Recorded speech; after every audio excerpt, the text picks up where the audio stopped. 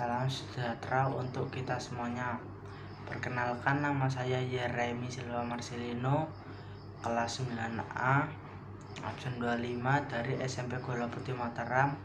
Saya akan menjelaskan tentang reproduksi tumbuhan berbiji Angiospermae dan Gymnospermae. Tumbuhan berbiji atau spermatopita berdasarkan bijinya diklasifikasikan menjadi 1. Angiospermae atau tumbuhan biji tertutup, 2. Gymnospermae atau tumbuhan biji terbuka. 1. Angiospermae. Tumbuhan Angiospermae atau tumbuhan biji tertutup adalah tumbuhan yang memiliki ciri bakal biji berada dalam bakal buah atau ovarium. Ciri-ciri tumbuhan Angiospermae yang pertama yaitu bijinya berada di dalam megasporofil yang termodifikasi menjadi daun buah atau karpel. Yang kedua, daun dan buah berdaging tebal. Yang ketiga, daun buah berfungsi melindungi biji agar tidak kekeringan pada saat mengalami dormansi atau masa istirahat. Keempat, tumbuhan terdiri dari akar, batang, daun, dan bunga. Kelima, bunga terdiri dari kelopak, mahkota, benang sari, dan putik. Keenam, akarnya ada yang serabut dan ada pula yang tunggang. Ketujuh, batang ada yang berkambium dan ada juga yang tidak memiliki kambium. Kedelapan, memiliki pembuluh ilem yang diperkuat oleh serat dengan dinding sel tebal yang berlignin. 9. Mempunyai beberapa tipe daun, antara lain lurus, menyirip, dan menjari.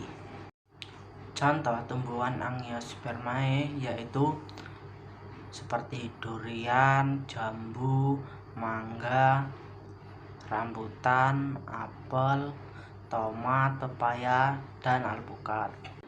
Organ reproduksi tumbuhan Angiospermae. Ciri-ciri utama Angiospermae adalah adanya bunga yang merupakan struktur reproduksi seksual khas dari tumbuhan tersebut. Pada bagian bunga inilah terletak bakal buah dan bakal biji. Fungsi dari masing-masing bagian bunga adalah sebagai berikut. 1. Tangkai bunga. Tangkai bunga berada pada bagian bawah bunga. Fungsi tangkai bunga adalah menopang bunga dan menghubungkannya dengan bagian tumbuhan lainnya. Kedua, dasar bunga berfungsi sebagai tempat meletakkannya mahkota bunga. Ketiga, kelopak bunga merupakan bagian bunga paling luar yang menyelimuti mahkota ketika masih kuncup. Fungsi dari kelopak bunga yaitu melindungi mahkota bunga ketika masih kuncup. Kelopak bunga akan terbuka saat mahkota mekar. Keempat, mahkota bunga merupakan bagian bunga yang mempunyai bentuk paling indah karena memiliki warna tertentu. Fungsi mahkota bunga digunakan untuk menarik serangga. Keberadaan serangga yang hinggap pada bunga akan membantu proses penyerbukan. Kelima, benang sari merupakan alat kelamin jantan terdiri atas tangkai sari, kepala sari, dan serbuk sari. Benang sari menghasilkan serbuk sari yang berguna untuk proses pembuahan. Keenam, putik merupakan alat kelamin betina terdiri atas kepala putik, tangkai putik, dan bakal buah. Putik menghasilkan sel ovum yang berguna untuk pembuatan sehingga dihasilkan biji. Daur hidup tumbuhan Angiospermae. Angiospermae memproduksi dan menghasilkan gametofit jantan dan betina sehingga dapat melaksanakan fertilisasi atau pembuahan ganda. Angiospermae juga mengalami reduksi. Angiospermae bersifat heterospora dan bunga sporofit akan menghasilkan megaspora dan mikrospora. Siklus hidup Angiospermae diawali dengan penyerbukan dan berakhir dengan pembentukan buah yang berisi biji yang berkecambah menjadi tanaman atau sporofit baru sampai dewasa dari bunga, dan disebut menyelesaikan satu siklus penuh. 1. Tahap benang sari sampai terbentuknya sel sperma. 1. Bunga pada tumbuhan atau sporofit 2N memiliki benang sari yang merupakan alat kelamin jantan. 2. Benang sari umumnya terdiri dari tangkai sari dan kepala sari yang biasanya terdiri dari 4 kotak sari atau mikrosporangia. 3. Di dalam mikrosporangia terdapat sel induk mikrospora. 4. Sel induk mikrospora mengalami pembelahan secara meiosis dan menghasilkan mikrospora yang haploid atau N. Kelima, mikrospora ini mengalami pembelahan mitosis dan menghasilkan gametofit jantan berupa butir serbuk sari.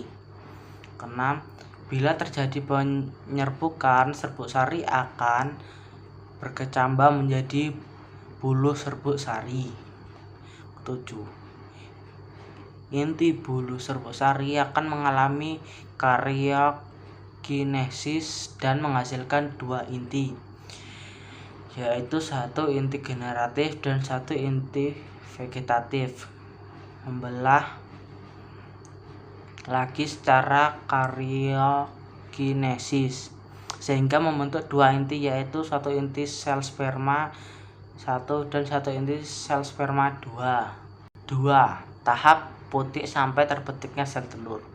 Bunga pada tumbuhan atau sporofit 2N memiliki putik yang merupakan alat kelamin betina. Salah satu bagian putik adalah bakal buah yang di dalamnya terdapat bakal biji atau megasporangia. Pada megasporangia terdapat sel induk megaspora. Sel induk megaspora mengalami pembelahan secara meiosis dan menghasilkan 4 sel megaspora atau N. 1 sel megaspora hidup, sedangkan 3 lainnya akan mengalami degenerasi atau mati. Megaspora yang hidup akan membentuk gametofit betina atau disebut juga kantung embrio. Inti sel kandung embrio membelah 3 kali berturut-turut secara mitosis, menghasilkan 8 inti yang akan tumbuh menjadi 1 ovum atau sel telur, 2 sinergit, 3 antipoda, dan 2 inti polar yang bersatu, disebut inti kandung lembaga sekunder. Sinergit dan antipoda adalah inti cadang yang akan menghilang setelah terjadi pembuahan. Ilmuwan belum mengetahui fungsi spesifik dari sinergit dan antipoda sehingga masih diteliti sampai saat ini. 3. Tahap pembuahan sampai membentuk biji. Pada Angiospermae terjadi pembuahan ganda seperti dijelaskan berikut ini. Pembuahan pertama terjadi antara sel telur dengan sel sperma 1, menghasilkan zigot atau 2N yang bersifat diploid yang akan berkembang menjadi embrio. Pembuahan kedua terjadi antara inti kandung lembaga sekunder dengan sel sperma 2, menghasilkan endosperma atau 3N yang bersifat triploid dan berfungsi sebagai cadangan makan bagi embrio. Embrio endosperma dan selaput biji akan membentuk biji. Ovarium akan berkembang menjadi buah yang melindungi biji dan membantu pemencarannya. Biji yang terletak di tempat yang sesuai akan tumbuh menjadi tanaman atau sporofit baru. Dari siklus Angiospermae ini akan terus berulang. 2. Gymnospermae. Tumbuhan Gymnospermae atau tumbuhan biji terbuka adalah tumbuhan yang memiliki ciri utama yaitu bakal bijinya tumbuh dan terletak di luar megasporofil atau ovarium. Ciri-ciri tumbuhan Gymnospermae: 1. Bakal biji tidak terlindungi oleh daun buah. 2. Berakar tunggang. 3. Berdaun tebal, sempit, kaku seperti jarum. 4. Batang tidak bercabang, berkayu, tumbuh tegak ke atas. Kelima, akar mengandung kambium dan memiliki kalyptra. Keenam, berkas pembuluh angkut belum berfungsi sepenuhnya baik karena masih berupa tracheit. Ketujuh, batang mempunyai kambium dan floterna atau sarung tepung, yaitu endodermis yang mengandung zat tepung. Kedelapan, alat kelamin terpisah. Serbuk sari terdapat dalam strobilus jantan. Dari sel telur terdapat dalam strobilus betina. 9.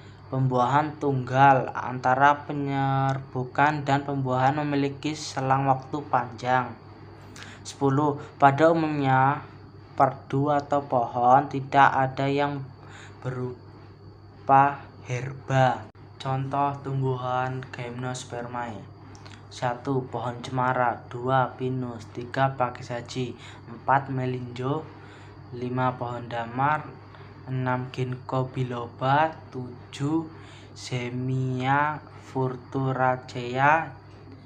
Dan yang ke-8 Chias revoluta. Organ reproduksi tumbuhan Gymnospermae. Tumbuhan berbiji terbuka atau Gymnospermae tidak memiliki bunga seperti tumbuhan Angiospermae. Akan tetapi, tumbuhan Gymnospermae memiliki alat reproduksi seksual yang disebut strobilus atau runjung. Strobilus merupakan kumpulan sporofil, yaitu bagian daun yang berfungsi menghasilkan spora serta sebagai tempat berlangsungnya fotosintesis. Di dalam strobilus jantan terdapat ruang-ruang spora atau mikrosporangia. Pada mikrosporangia, sel-sel akan membelah secara meiosis dan menghasilkan spora jantan atau mikrospora. Mikrospora selanjutnya berkembang membentuk serbuk sari. Pada strobilus betina tersusun atas banyaknya megasporofil atau daun penghasil megaspora. Masing-masing megasporofil mengandung 2 bakal biji dan tiap bakal biji mengandung kotak spora atau megasporangium. Sel-sel dalam megasporangium akan mengalami pembelahan meiosis dan menghasilkan spora betina atau megaspora.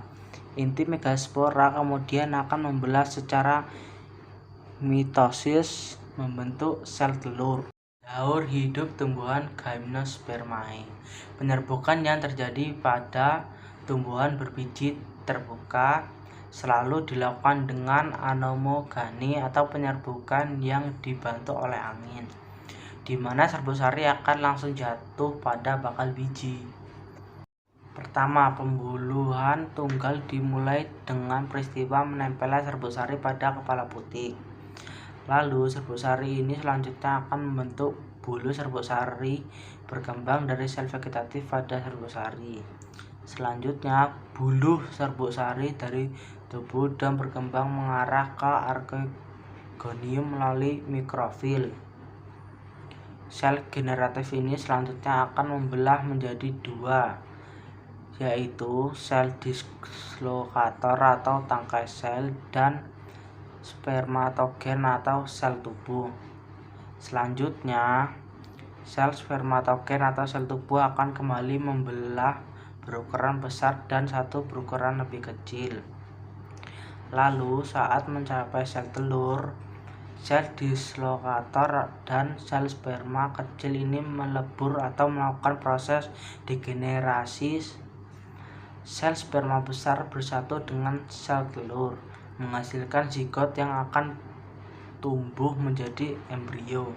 Pada tumbuhan atau tanaman Gymnospermae, generasi gametofit ini terjadi dalam bentuk kerucut yang terbentuk pada tumbuhan sporofit yang sudah dewasa. Setiap gametofit jantan hanya memiliki beberapa sel saja yang berada dalam sebuah butir serbuk sari, dan setiap gametofit betina hanya akan menghasilkan telur dalam sebuah bakal biji. Penyerbukan yang terjadi antara gametofit betina dan jantan harus berlangsung agar pembuahan dapat terjadi dan berlangsung. Zigot ini kemudian berkembang menjadi embrio di dalam biji. Selanjutnya, jika benih ini berkecambah, maka bisa terjadi tumbuhannya tanaman menjadi sporofit dewasa yang akan mengulangi siklus dan selanjutnya terus berputar dan berulang. Sekian yang dapat saya sampaikan. Kurang lebih saya mohon maaf atas pengertiannya. Saya ucapkan terima kasih.